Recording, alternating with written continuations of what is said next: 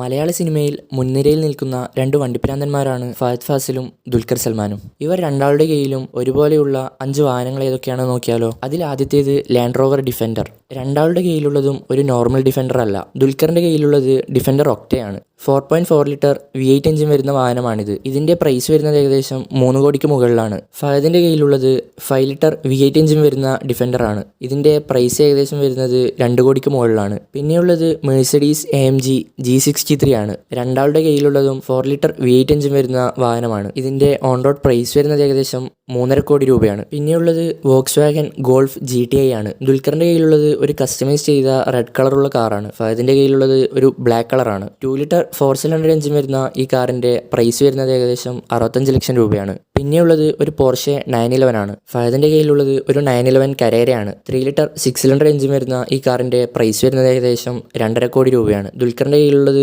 Porsche 911 GT3 RS ആണ്. 4 litre 6 cylinder engine വരുന്ന ഈ കാറിന്റെ പ്രൈസ് വരുന്നത് ഏകദേശം 4 കോടിക്ക് മുകളിലാണ്. പിന്നെയുള്ളത് BMW 740i ആണ്. ഇവരുടെ കയ്യിലുള്ളതും സെയിം മോഡൽ വാഹനമാണ്. 3 ലിറ്റർ 6 സിലിണ്ടർ എഞ്ചിൻ വരുന്ന ഈ കാറിന്റെ പ്രൈസ് വരുന്നത് ഏകദേശം 2 കോടി 30 ലക്ഷം രൂപയാണ്. നിങ്ങൾക്കിതിൽ ആരെയാണ് കൂടുതൽ ഇഷ്ടം? കമൻറ്റ് ചെയ്യുക.